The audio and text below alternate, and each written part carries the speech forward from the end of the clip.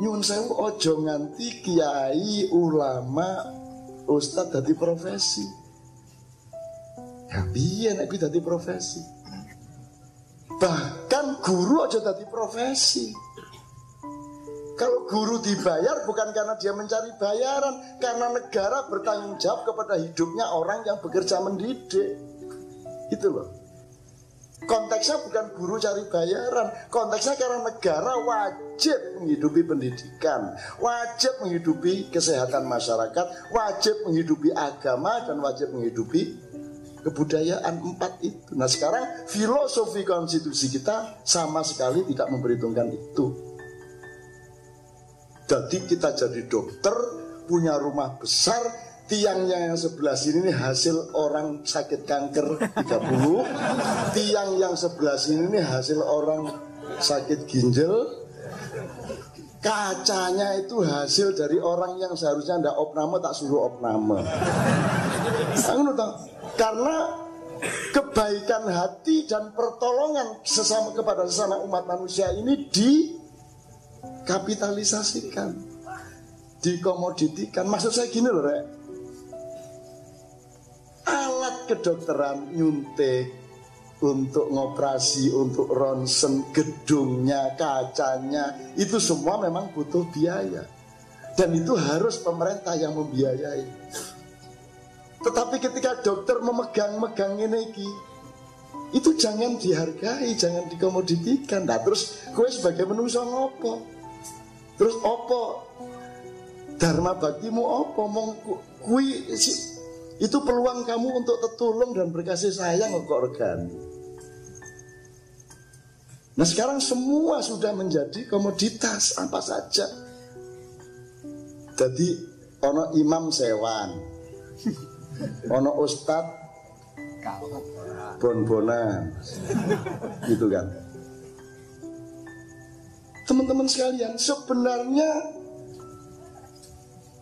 sekarang belok dikit tapi untuk menjelaskan ini Pak Mustafa. Anda tahu pernah makan mie godok, mie goreng, super mie, indomie seterusnya, ya.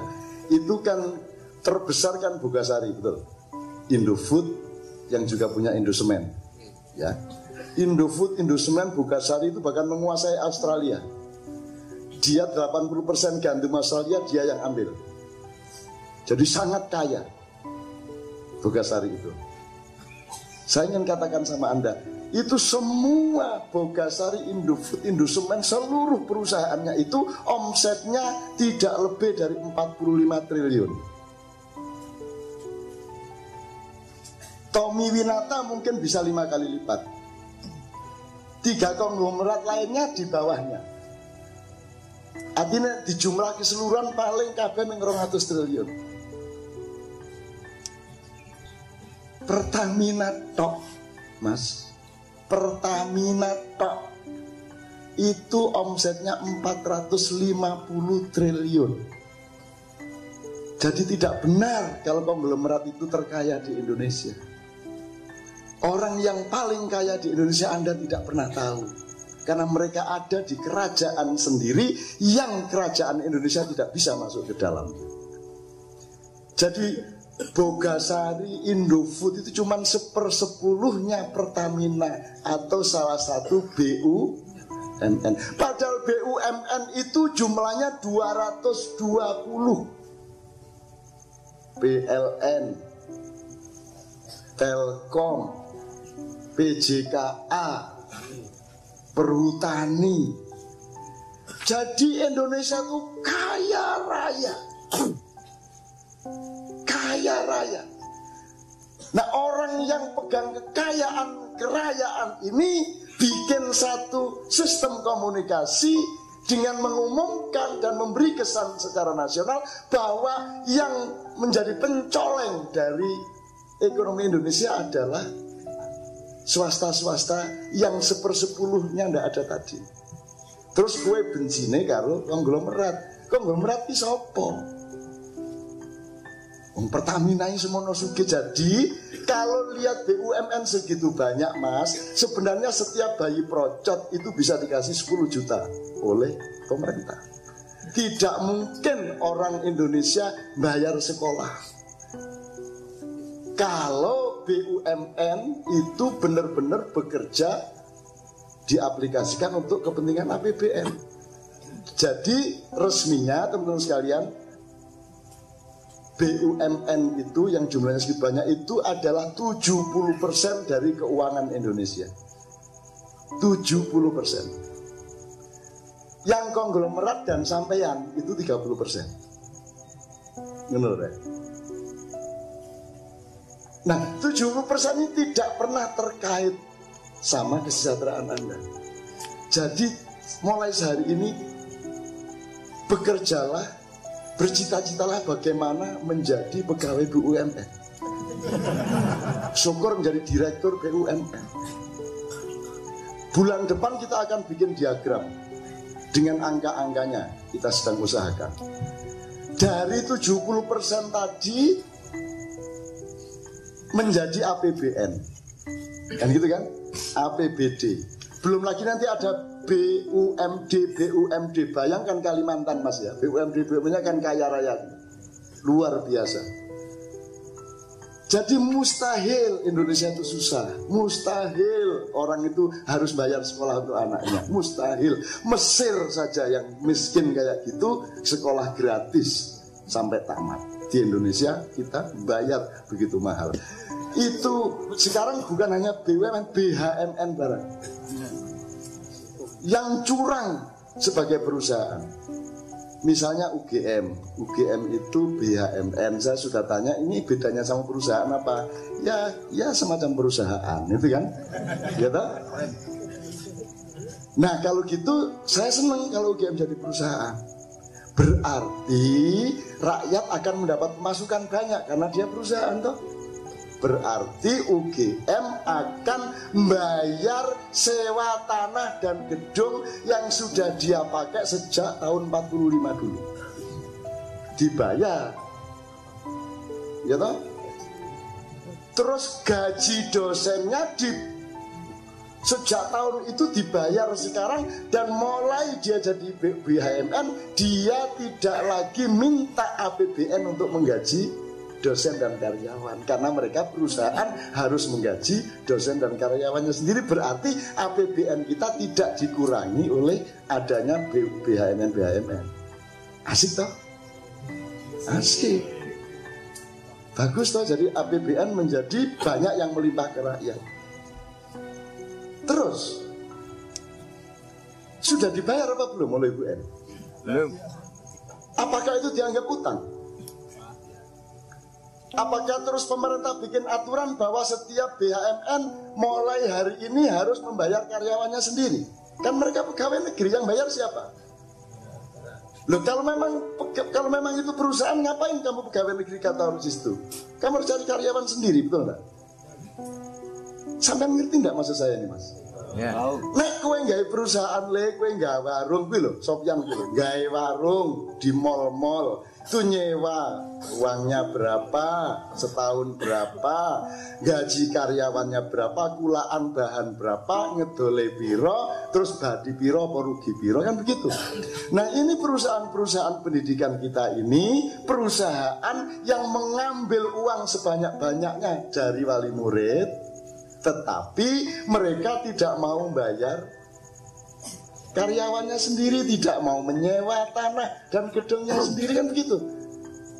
Dan tidak mau membeli alat-alat sendiri, nanti tetap bikin proposal untuk dibantu oleh departemen kementerian untuk mendapatkan alat-alat itu.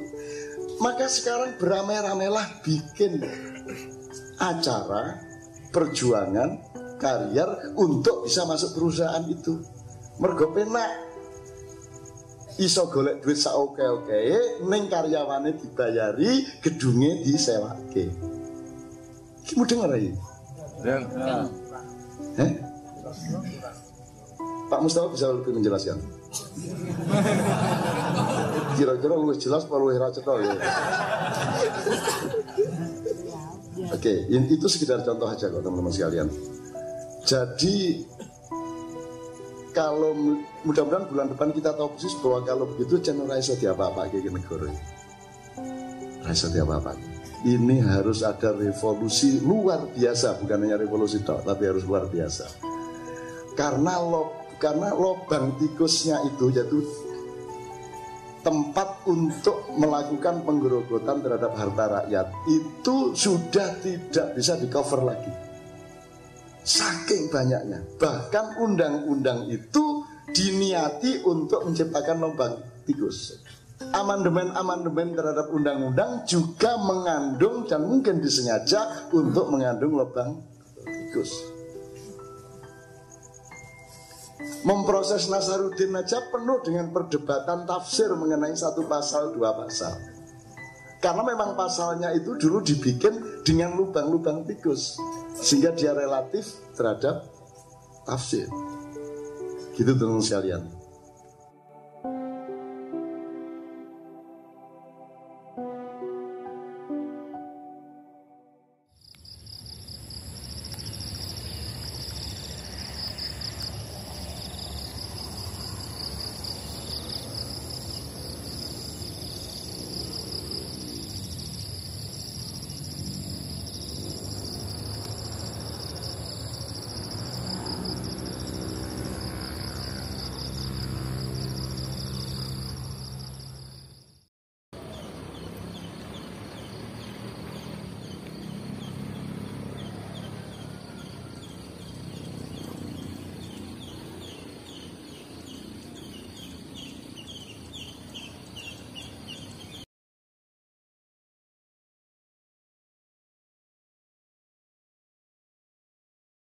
Assalamualaikum, selamat datang di Babbling Ma'iyah.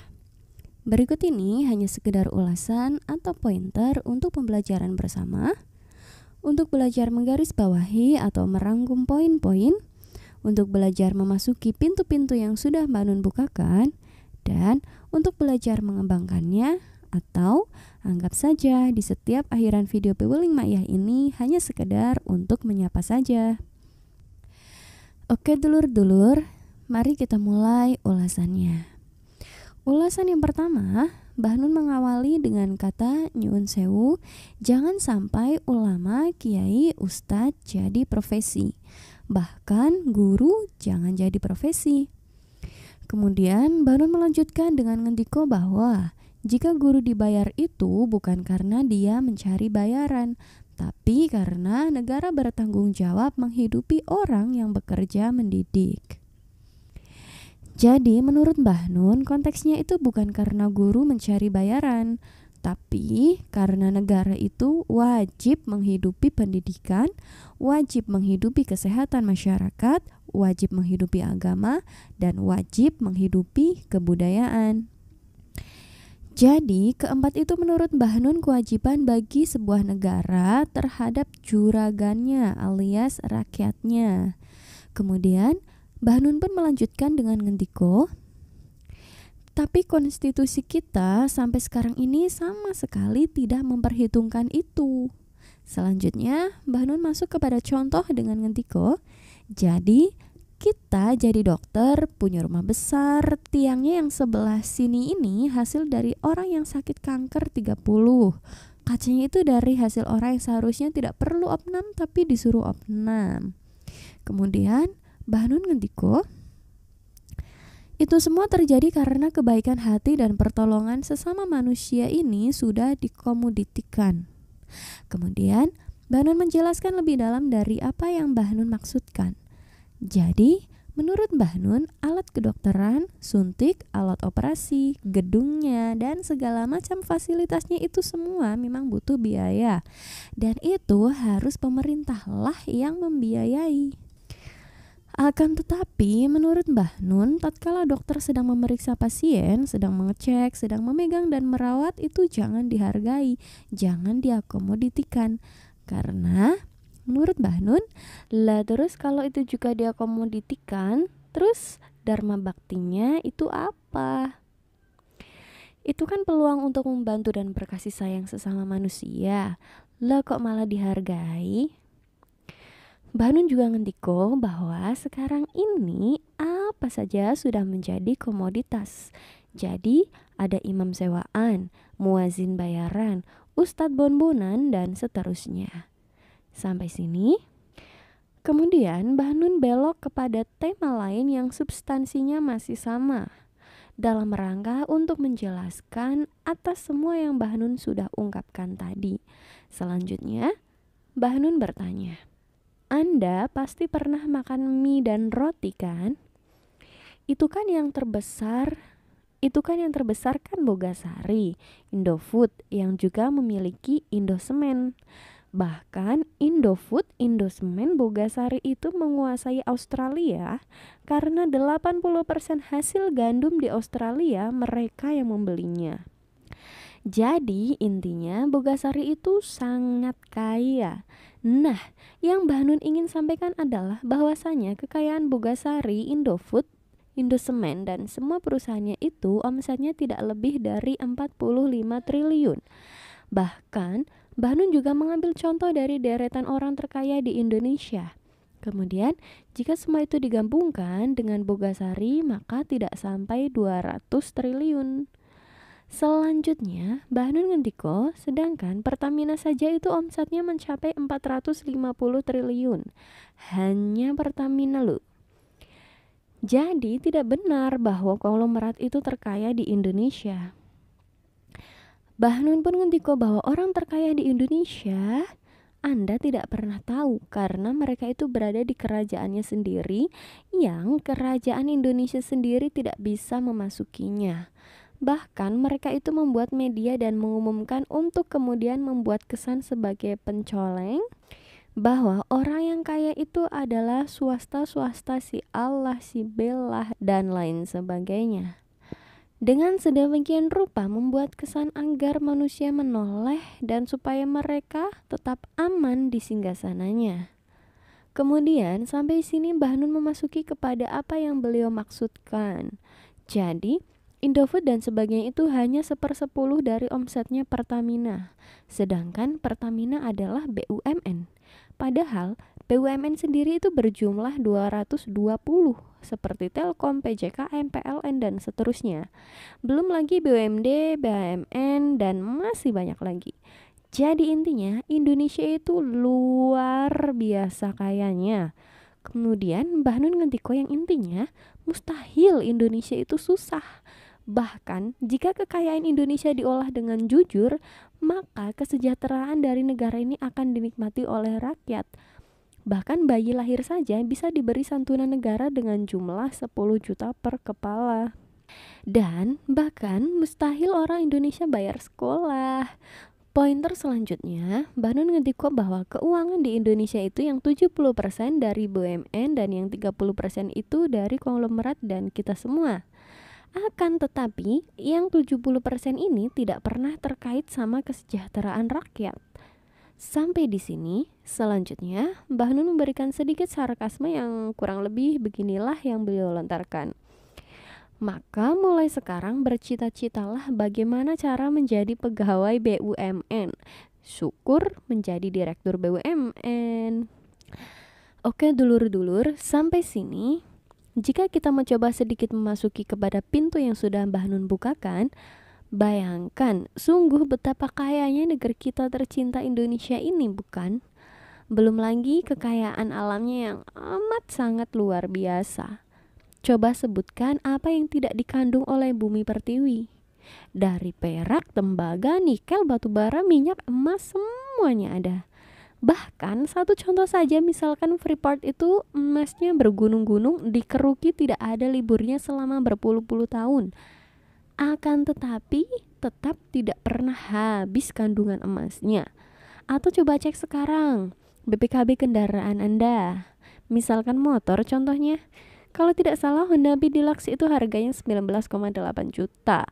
Sementara kalau tidak salah pajak kendaraan barunya adalah 8 juta. Jadi aslinya harganya kisaran di 11,8 juta. Sementara yang 8 juta masuk ke negara. Itu baru hasil dari pajak satu kendaraan baru Honda Beat. Belum lagi pajak tahunan misalkan, atau pembuatan SIM dan seterusnya. Maka bisa dibayangkan seberapa kayanya pemasukan negara ini dari segala macam sisi.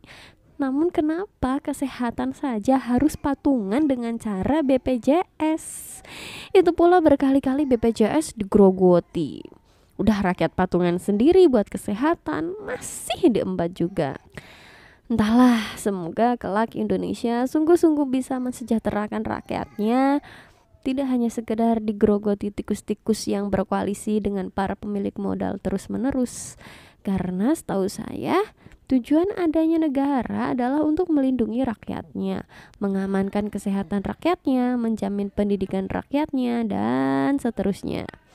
Seperti yang sudah Mbah Nun sebutkan di awal video ini, kita beroptimis saja semoga kelak kalau toh bukan kita yang merasakan kekayaan atau rahmat bumi pertiwi ini, maka setidaknya anak cucu kita yang merasakannya. Artinya, semoga esok negeri kita tercinta ini menjadi lebih baik sehingga yang panen adalah anak cucu kita kelak. Oke dulur-dulur, sampai di sini dulu ya ulasan atau pointernya. Sebenarnya ada begitu banyak hal yang dapat kita pelajari bersama dari kutipan Sino bareng Mbah Nun pada video ini. Ulasan, pointer atau rangkuman yang saya ungkapkan itu hanya sedikit gambaran saja, dan semua yang saya ungkapkan itu bukanlah sebuah kebenaran. Hanya saja semoga dapat sedikit menambah referensi. Mohon maaf atas semua kelemahan sudut pandang saya. Matur suwun dan sehat selalu saudaraku. Wassalamualaikum.